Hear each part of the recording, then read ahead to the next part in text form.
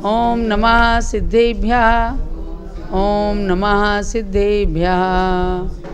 नमो अरिहन्ताणं नमो सिद्धाणं नमो आयिर्याणं नमो वज्झायाणं नमो लोये सव्वसाहुणं। सरस्वती नमस्तुभ्यं वरदे कामरूपिणी विद्यारंभं करिष्यामि सिद्धिर्भवतु मे सदा सिद्धिर्भवतु मे सदा। जब बोलो पंच परमेष्ठी भगवान की जय।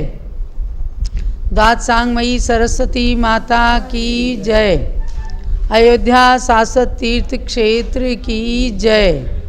परम पूज्य गणिनी प्रमुख श्री ज्ञानमती माता जी की जय। भव्यात्माओं, आश्रव त्रिभंगी के अध्ययन का समय हो गया है और आप सब आश्रव त्रिभंगी ग्रंथ को लेकर के निश्चित रूप से तैयार हैं स्वाध्याय करने के लिए। तो इसका मंगलाचरण प्रारंभ करती हूँ। पणमीय सुरेंद्र पूजिय पय कमलम बड्ढमान ममल गुणम पच्चय सत्तावर्णम ओचेयम सुण भवीय जना। यानी जिनके चरण कमल इंद्रों के द्वारा पूज्य हैं, ऐसे अमल पवित्र गुणों से सहित श्री वर्धमान महावीर जिनेन्द्र को नमस्कार करके आश्रव के कारणभूत 57 भेदों को कहने की प्रतिज्ञा श्री श्रुत मुनि ने मंगलाचरण में किया है। और उन्होंने कहा कि वोच्छे हम सुना भवी जना।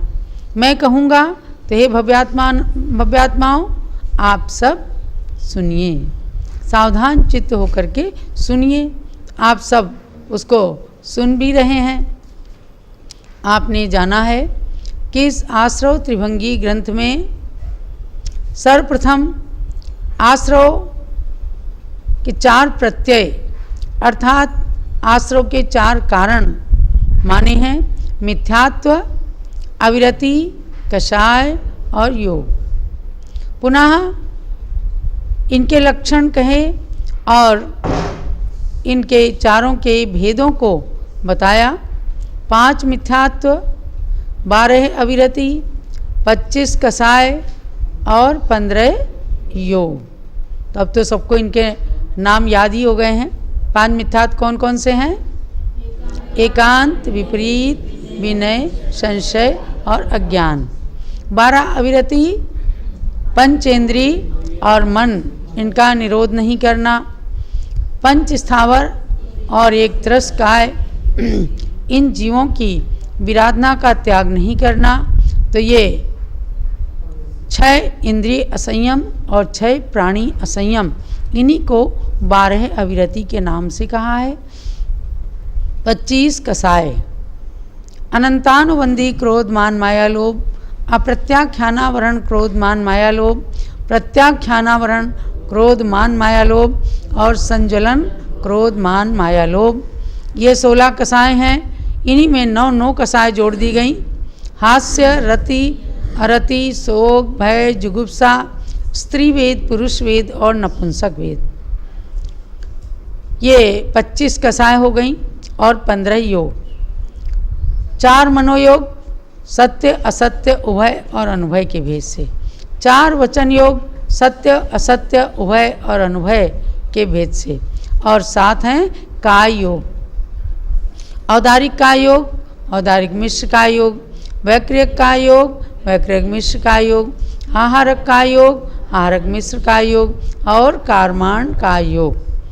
तो ये 15 सब मिलकर के 5, 12, 25 और 15 ये सब मिलकर के हो गए 57 भेद।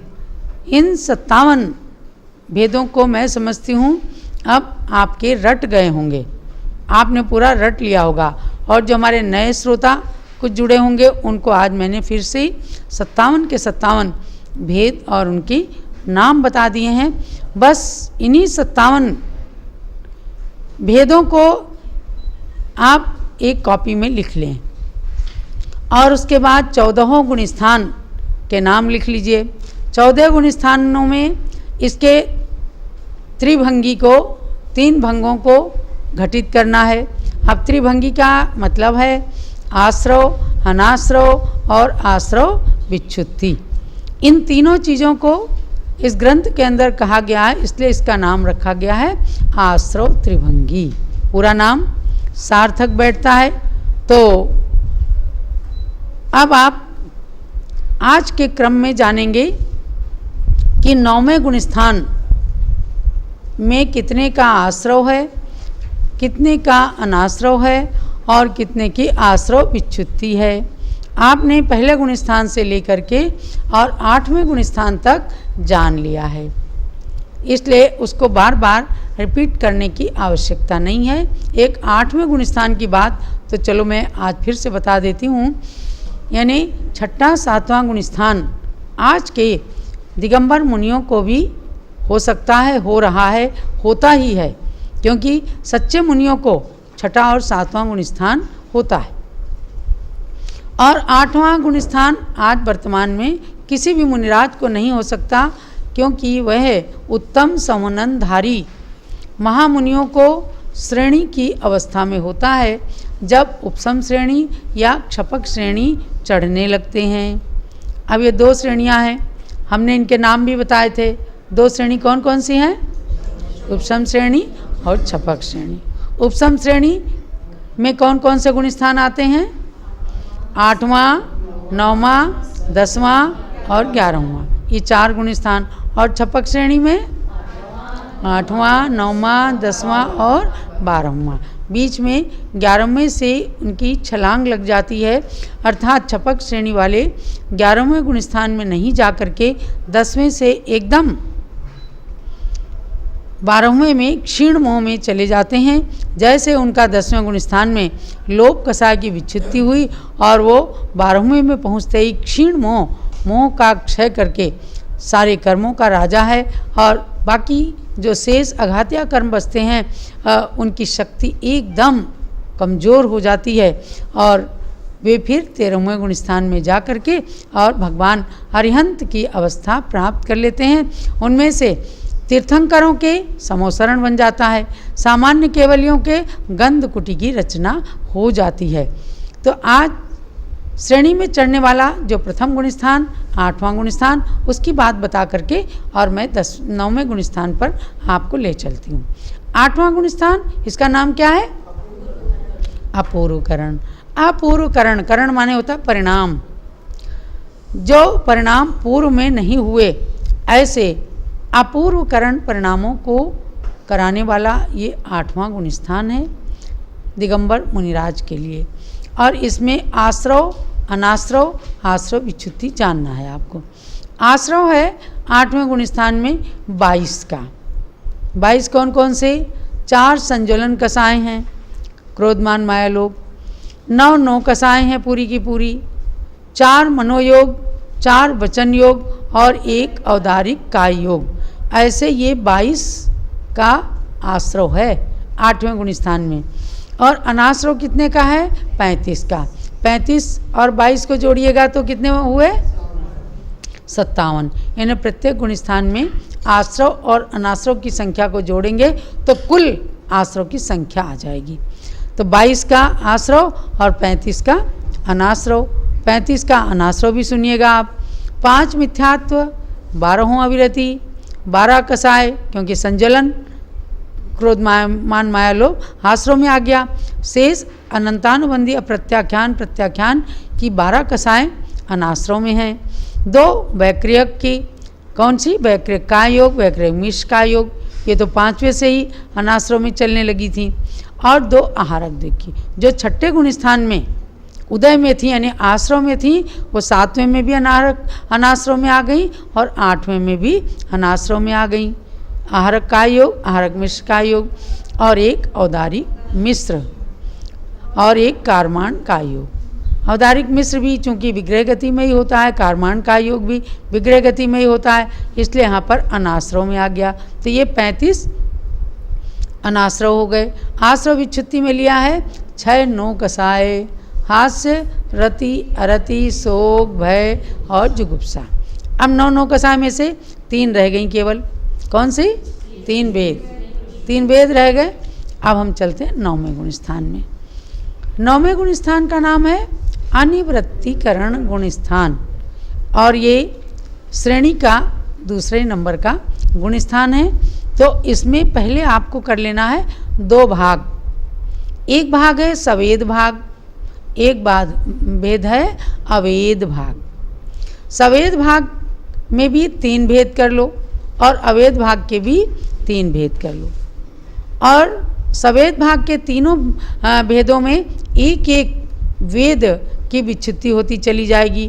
तब चौथा जो भाग है यानी अवेद का प्रथम भाग, उसमें अवेद अवस्था आ जाती है। उसमें से फिर एक एक भाग में संज्वलन के एक एक कषाय को विच्छित्ति करते चलेंगे। तो अब आप पूरी तरह से आइएगा।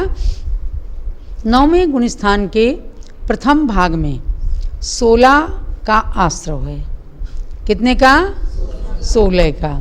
तो 4 संज्वलन की क्रोधमान माया लोभ, तीनों वेद इसमें उदय में है, यानी कि आश्रव चल रहा है तीनों वेद का, और 9 योग हैं, 4 मन के, 4 वचन के और 1 औदारिक का योग। ऐसे 9 योग प्लस 7, 9 7 16, 16 का हो गया आश्रव, और अनाश्रव 41, 41 और 16 57, ये दोनों का योग आ गया।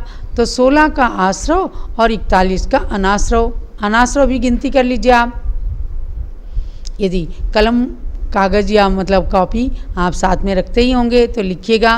5 मिथ्यात्व, 12 अविरति, 12 कसाय, वैक्रियक द्विक माने वैक्रियक का योग, वैक्रियक मिश्र का योग, आहारक का योग, आहारक मिश्र का योग, ये 2, और 1 औदारिक मिश्र और 1 कारमाण का योग, और हास्यादिक 6।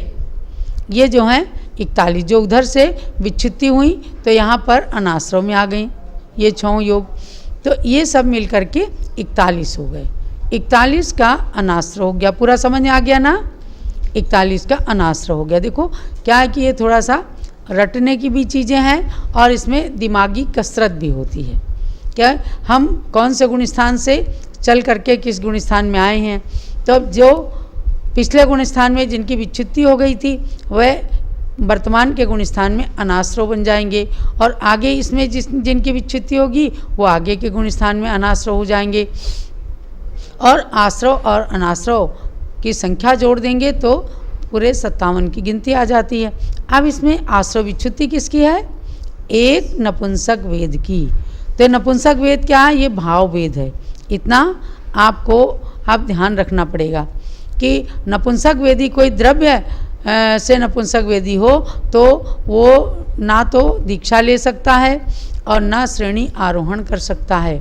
यहाँ पर इन तीनों वेदों की जो सत्ता बताई गई है आश्रव, तो ये भाव वेद की अपेक्षा है। तो ये 9वें गुण स्थान के पहले भाग तक नपुंसक वेद रहा भाव वेद के रूप में, और अंत में इसकी विच्छित्ति हो गई। अर्थात 9वें गुण स्थान के दूसरे भाग में नपुंसक वेद का आश्रव नहीं होगा। तो अब हम भाग 2 में चलते हैं। यहाँ पर ऊपर 16 का आश्रव था, यहाँ 15 का आश्रव हो गया। तो कौन सा निकल गया? नपुंसक वेद निकल गया। तो बाकी ऊपर की 4 संज्वलन, 1 स्त्री वेद, 1 पुरुष वेद और 9 योग, ऐसे करके 15 का आश्रव हुआ। और अनाश्रव कितने का? 42 का।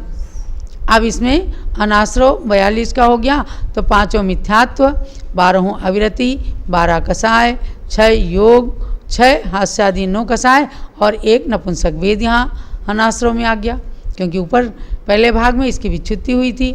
और अब आश्रव विच्छित्ति में आएंगे तो स्त्री वेद, भाव स्त्री वेद यहाँ से विच्छिन्न हो गया, अर्थात दूसरे भाग में स्त्री वेद की विच्छित्ति हो गई। तो अब तीसरे भाग में ये अनाश्रव में आ जाएगा। अब अपने पास क्या रहा? एक पुरुष वेद, यानी द्रव्य पुरुष वेद तो 14वें गुण स्थान तक रहेगा, क्योंकि द्रव्य पुरुष वेदी ही केवल ज्ञानी भगवान अरहंत और सिद्ध बनते हैं, तो उनका परमोदारिक शरीर तो द्रव्य से पुरुष वेद तो रहेगा। अब अपने पास रहा एक भाव पुरुष वेद।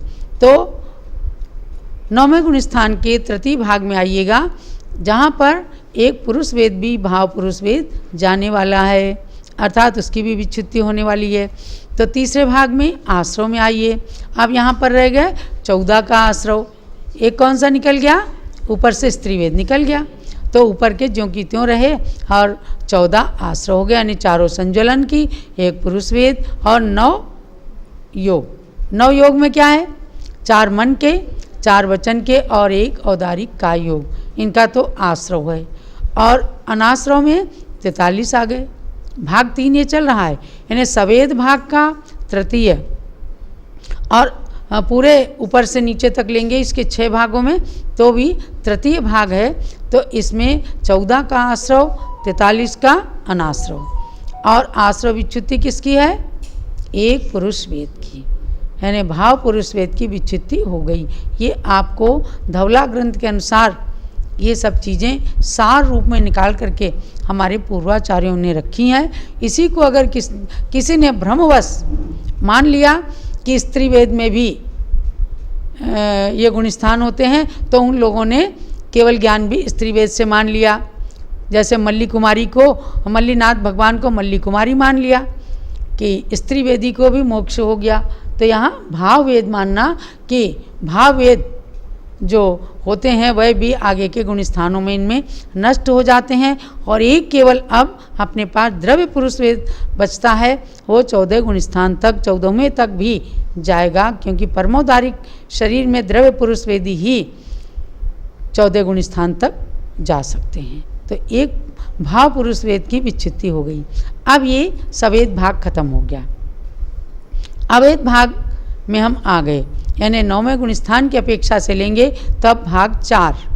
तो चौथे भाग में 13 का आश्रव, यानी तीनों वेद निकल गए, तो यहाँ पर 13 का आश्रव हुआ, 4 संज्वलन और 9 योग। ये 9 4 13। तो 9 योग में ध्यान रखना कि 4 मनोयोग, 4 वचन योग और 1 औदारिक का योग, ऐसे 9 योग रहते हैं। अब अनाश्रव में 44 का अनाश्रव, तो 44 और 13 कितने हो गए? 57। तो यहाँ 13 का आश्रव और 44 का अनाश्रव। 5 मिथ्यात्व, 12 अविरति, 12 कसाय, 6 योग, हास्य अधिक 6 और तीनों वेद, ऐसे मिल करके 44 का अनाश्रव हो गया। अब देखिए आश्रव विच्छुत्ति। अब यहाँ से अवेद भाग में अब तीनों कषाय एक एक करके क्रम से जाने वाली हैं, यानी संज्वलन की जो 4 कषाएँ थीं, तो उसमें से संज्वलन क्रोध की विच्छुत्ति हो गई। किसकी? संज्वलन क्रोध की विच्छुत्ति हो गई, यानी जो पानी में खींची गई रेखा के समान बिल्कुल क्षणभंगुर क्रोध था, ऐसा क्रोध भी यहाँ से चला गया। 9वें गुण स्थान से देखो श्रेणियाँ बढ़ती जाती हैं, भावों की उज्ज्वलता, भावों की शुद्धता बढ़ती जाती है, क्योंकि जितने मलिन परिणाम हैं वे नीचे नीचे के स्टेप में आते हैं, जितने शुद्ध अच्छे अच्छे परिणाम हैं शुभ से शुद्ध में आते हैं वे ऊंचे ऊंचे गुण स्थान में जाते हैं। इसीलिए इनका नाम ही गुण स्थान है, गुणों के स्थान। तो गुणों की वृद्धि कराने वाले ये ऊपर ऊपर के गुण स्थान माने जाते हैं। तो यहाँ 9वें गुण स्थान के चौथे भाग में, यानी अवेद भाग के प्रथम भाग में संज्वलन क्रोध की विच्छुत्ति हो गई। तो अब अपने पास क्या रहा? अब हम चलते हैं भाग 5 कह लो और अवेद का भाग दूसरा कह लो। तो उसमें 12 का आश्रव है, ऊपर 13 का था, एक संज्वलन क्रोध विच्छुत्ति हो गई, तो 12 का आश्रव हो गया। 12 का आश्रव हुआ, 12 में से भी आप गिनती करेंगे कौन कौन से? संज्वलन मान, संज्वलन माया और संज्वलन लोभ, क्योंकि क्रोध तो ऊपर चला गया। अब जो है 3 तो कषाय रह गई और 9 योग, 4 मन के, 4 वचन के और 1 औदारिक का योग, ऐसे 9 3 12, 12 का आश्रव रहा। जैसे जैसे बढ़े आगे तो आश्रव कम हो गया, अनाश्रव ज़्यादा हो गया। तो 12 का आश्रव रहा और 45 का अनाश्रव हो गया। ऊपर 44 का अनाश्रव था, यहाँ पर एक संज्वलन क्रोध और जुड़ गया तो उसका अनाश्रव हो गया। 5वां मिथ्यात्व, 12वां अविरति, 13 कसाय, 12 कसाय में एक 13वीं कसाय आ गई, संज्वलन क्रोध, और 6 योग, 6 9 कसाय, 3 वेद, ऐसे करके 45 का अनाश्रव हो गया। और विच्छुत्ति अब इसमें लेंगे तो संज्वलन मान की विच्छुत्ति हो गई। अब देखो, क्योंकि क्षीण कसाय की ओर बढ़ रहे हैं, एक एक का क्षय करेंगे तब एक दिन जा करके पूरी तरह से कषायों का क्षय यानी विनाश हो जाएगा। तो हम आए हैं 9वें गुणस्थान के 5वें भाग में, अवेद स्थिति के दूसरे भाग में। और अब 9वें गुणस्थान के 6ठे भाग में आ जाइए, यानी अवेद भाग के तृतीय भेद में आ जाना है। तो उसमें 11 का आश्रव, क्योंकि अब उधर 2 कसाय चली गई, एक संज्वलन क्रोध और एक संज्वलन मान। तो यहाँ 12 में से एक और संज्वलन मान निकल गया। तो अब रहा क्या, 11 में देखो संज्वलन माया, संज्वलन लोभ, और योग कितने 9, 9 और 2 11, ऐसे 11 का आश्रव। और अनाश्रव कितने का, 46 का अनाश्रव। फिर गिनती करने से यही कंठस्थ हो जाती हैं चीज़ें। तो 5वां मिथ्यात्व, 12 अविरति, 14 कसाय, 6 योग, हास्यादिक 6 और 3 वेद, ऐसे करके 46 का अनाश्रव हो गया। एकदम अब कहाँ बढ़ रहे हैं, आश्रव रहित अवस्था में चल रहे हैं। तो एक एक करके भी नाश होते हैं। तो एक दिन व्यक्ति सबसे ऊंची सीढ़ी पर चढ़ के और मोक्ष के महल को प्राप्त करने की ओर अग्रसर हो जाता है। मोक्ष महल ऐसे नहीं मिलने वाला, मोक्ष महल ऐसे नहीं मिलने वाला है। एक एक कर्म प्रकृतियों का क्षय करते चलिए, यानी ऊंचे सीढ़ियों पर चढ़ते जाइए, पीछे मुड़कर मत देखिए। तो भव्यात्माओं, ये गुणस्थान आज पंचम काल में किसी को भी नहीं हो सकते, लेकिन गुणस्थान 14 होते हैं। आज भी विदेह क्षेत्र में इन गुणस्थानों में कदम रख करके और मुनिराज निष्प्रय वृत्ति से आगे बढ़ते चले जाते हैं, क्योंकि वहाँ से तो मोक्ष सतत चालू है। हमारे भरत क्षेत्र में आज हीन संगनन है, पंचम काल है, पंचम काल में मोक्ष होता नहीं। तो यहाँ की बात तो केवल शास्त्रीय बात आप समझना, व्यवस्था समझना गुणस्थान की, लेकिन इन कर्म प्रकृतियों का ऑटोमेटिक क्षय, इनका अनाश्रव विदेह क्षेत्र में आज भी शुक्ल ध्यान में स्थित मुनिराजगण कर रहे हैं। तो अब अनाश्रव इसमें 46 का हो गया और आश्रव विच्युत्ति 1 की, संज्वलन माया, यानी अब 4 कसाय में से तीसरी कसाय भी यहाँ पर विच्छित्ति हो गई। अब क्या रह गया, कसाय में से केवल 1 कसाय रह गई। वह भी लोभ, मतलब कोई परिग्रह संचित करने वाला लोभ नहीं है, संज्वलन लोभ। जब इसकी और डिटेल में जाएंगे बंद विच्छुत्ति वगैरह में, तब वहाँ आता है कि बादर लोभ भी 9वें गुणस्थान के अंतिम भाग में चला जाता है और सूक्ष्म लोभ रह जाता है, जिसको यहाँ आश्रव के अंदर संज्वलन लोभ की ही संज्ञा दे दी है। उतने डीप में अभी यहाँ नहीं गए हैं। तो एक संज्वलन लोभ बच गया, यानी कि 9वें गुणस्थान के बिल्कुल अंत में संज्वलन माया की विच्छुत्ति हो गई। अब आप आएंगे 10वें गुणस्थान में। ये 9वें गुणस्थान की व्यवस्था हो गई अनिवृत्तिकरण की। तो अनेक पीछे के गुणस्थानों से थोड़ी 9वें गुणस्थान में थोड़ी ज़्यादा कसरत रही, क्योंकि इसके अंदर 6 भाग करने से आपको एक एक वेद के बारे में पता लगा और एक एक कषाएँ यहाँ पर क्षय होती चली गई, नष्ट होती चली गई, विच्छुत्ति हो गई। तो ऐसे करके 6 भागों में तीनों वेद चले गए, भाव वेद, और 3 संज्वलन की कषाय चली गई। अब एक कषाय केवल बचती है, संज्वलन लोभ। 10वें गुण स्थान में आती हूँ। अब वैसे तो आज का विषय लगभग पूरा हो गया। अब आप इस पर थोड़ी एक्सरसाइज करना कि 1 से लेकर के और 9वें गुण स्थान तक हमको किस प्रकार से आश्रव, अनाश्रव और आश्रव विच्युति का चार्ट बनाना है। यहाँ तक आज विषय को जानना और कंक्लूजन में ये लेना कि श्रावक श्राविकाओं के चाहे चतुर्थ काल में चाहे पंचम काल में चौथा पांचवा गुण स्थान ही होता है, और मुनियों के छठा सातवां ये 2 गुण स्थान होते हैं। और आज के युग में पंचम काल में हीन संगणन के कारण 7वें गुण स्थान से ऊपर नहीं जा सकते। विदेह क्षेत्र में आज भी इन गुण स्थानों में चढ़ करके और श्रेणियों को मान करके मोक्ष की व्यवस्था चल रही है, और उस मोक्ष की व्यवस्था को हम सब जान करके और इतना जरूर भाव बनाएं कि आज जिस हीन संगणन के द्वारा भी हम पुण्य आश्रव कर सकते हैं उतना अधिक से अधिक करें, पाप के आश्रव से बचें, पुण्य आश्रव कर करके और शुद्ध अवस्था पाने की श्रेणी में अग्रसर हों। एक दिन उत्तम संगणन मिले, मुनि अवस्था प्राप्त हो, तपस्या करके जो आत्मा में ऑटोमेटिक त्याग और संयम के निमित्त से कर्मों की, आश्रव की विच्युति, बंध की विच्युति, उदय की विच्युति होती है, उस क्रम को प्राप्त करते हुए मोक्ष महल पर हम भी कदम रख सकें। यही इस आश्रव त्रिभंगी ग्रंथ को पढ़ने का सार है। जावाणी के ज्ञान ते सूझे लोकालोक, सोवाणी मस्तक चढ़ो सदा देतूँ धोख, हे जिनवाणी भारती